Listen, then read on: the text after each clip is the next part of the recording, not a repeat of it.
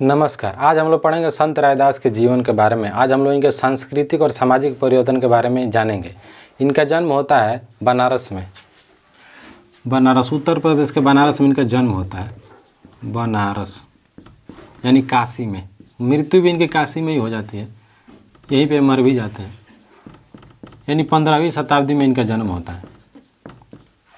15वीं शताब्दी में जन्म होता है और उस समय जो दिल्ली पे जो शासन रहता है वो सल्तनत काल का मतलब शासनकाल चल रहा है दिल्ली में। सल्तनत काल, सल्तनत काल जैसे इसमें बलबन हो गया, इल्तुतमिश हो गया, यानी जो गुलाम वंश का शासन चल रहा है। इस समय इनका जन्म होता है बनारस के काशी में। इनकी जो जाति होती है वो चमार होती है। चमार जाति से आते हैं, चमार जाति। शुरुआत ऐसे होती है, जब भक्ति काल जब शुरू होता है, भक्ति काल में जैसे धर्म का प्रकोप बढ़ जाता है। जैसे हिंदुज़म से लोग परेशान हो जाते हैं और इस्लाम से भी लोग परेशान हो जाते हैं। तो इस्लाम से जो परेशान होते हैं उसमें से थे कबीरदास। कबीरदास हो गए, कबीर हो गए, कबीर हो गए, रविदास हो गए, इनको रैदास भी कहा जाता है। रविदास हो गए, उसके बाद गुरु नानक हो गए, गुरु नानक। फिर इसमें धन्ना आ जाते हैं, धन्ना, सेना, धन्ना। फिर इसमें दूसरे आ जाते हैं सेना। फिर इसमें मीराबाई का भी नाम आता है। और इन सब का जो चर्चा है, यानी ये सारे गुरु हैं, इनकी जो रचनाएं हैं वो गुरु ग्रंथ साहिब में देखने को मिलती है। यानी जो दुनिया का एक ऐसा ग्रंथ है जिसका नाम है गुरु ग्रंथ साहिब। यानी ये सारे लोग जितने भी लोग थे, जैसे गुरु नानक देव थे, ये जाट फैमिली से आते थे, यानी एक बनिया फैमिली से आते थे। और जो सेना थे, सेना नाई थे, धन्ना जाट थे, रविदास चमार थे। तो ये लोग जितने भी लोग थे ये किसी न किसी वर्ग से सताए हुए थे। यानी ये लोग जाति प्रथा से, धार्मिक प्रथा से त्रस्त थे। इसीलिए ये लोग अलग अपने पंथ बनाते हैं।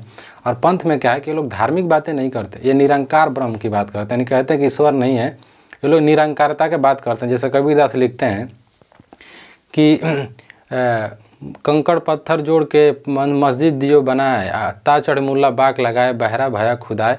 तो हिंदू और मुस्लिम दोनों धर्मों पे लिखते हैं, क्योंकि ये लोग दोनों धर्म से परेशान होते हैं। सारे लोग किसी न किसी धार्मिक रूप से प्रताड़ित होते हैं, लिखते हैं। फिर रविदास लिखते हैं, इसमें रविदास लिखते हैं कि मंदिर से कुछ घिन नहीं, मस्जिद से कुछ घिन नहीं, मंदिर सो नहीं प्यार, दोहे म अल्लाह राम नहीं, कहे रैदास चमार। यानी ये लोग सारे लोग किसी न किसी प्रकार से धर्म का विरोध करते हैं।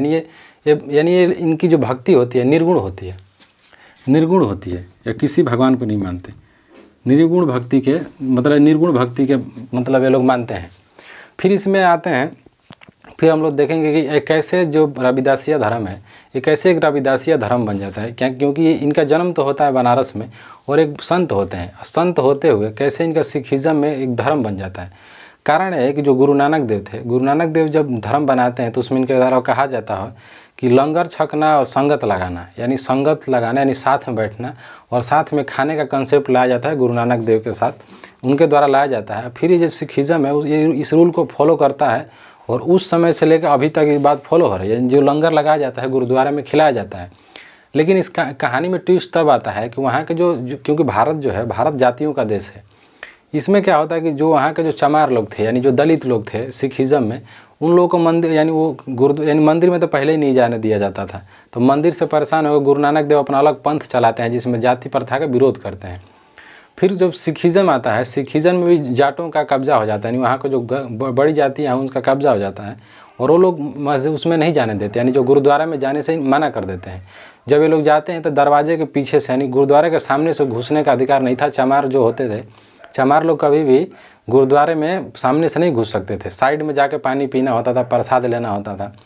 ये लोग भी जब इससे ज़्यादा त्रस्त हो गए तो जो गुरुवाणी है, यानी गुरुवाणी है, गुरुवाणी में जैसे कबीरदास है, मीराबाई है, जैसे गुरु नानक देव हैं, इन सब का दोहा उसमें लिखा हुआ है। तो वो लोग क्या किए कि जो रविदास जी हैं इनको लोग अपना गुरु मान दिए, यानी भगवान घोषित कर दिए सिख लोग।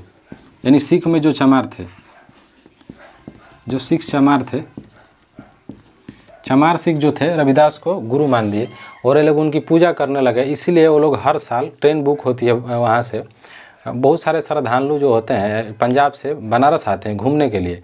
अब हम लोग देखते हैं कि इनका जो विचार था, क्योंकि ये जो शिष्य थे इनके जो गुरु थे उनका नाम था रामानंद।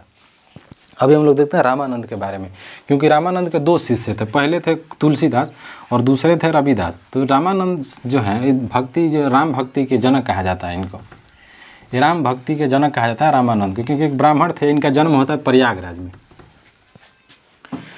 रामानंद है, एक ब्राह्मण परिवार में इनका जन्म होता है, प्रयागराज में इनका जन्म होता है। और ये जो राम भक्ति है, राम भक्ति के जनक कहा जाता है। ये राम भक्ति के प्रसार करते हैं, यानी भक्ति को प्रसारित करते हैं उत्तर भारत में। इनका बहुत बड़ा योगदान माना जाता है। तो इनके 2 शिष्य थे, पहले थे रविदास और दूसरे थे तुलसीदास।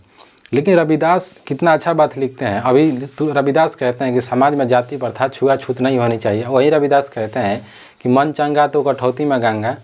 और यही तुलसीदास क्या लिख रहे हैं कि ढोल गवार शूद्र पशुनारी, इस सब ताड़न के अधिकारी। जब तुलसीदास से बात लिखते हैं तो तुलसीदास इस बात को भूल जाते हैं कि हमको भी जन्म देने वाली एक महिला है और हमको ज्ञान का मार्ग दिखाने वाली भी एक महिला है। क्योंकि तुलसीदास अपने पत्नी से मिलने जाते हैं तो जो लाश पड़ी होती है, यानी जो डेड बॉडी तैर रही होती है नदी में, उस पर चढ़ जाते हैं। चढ़ के जब उतरते हैं तो घर में सांप पकड़ के घुस जाते हैं। उनको लगता है कि रस्सी है।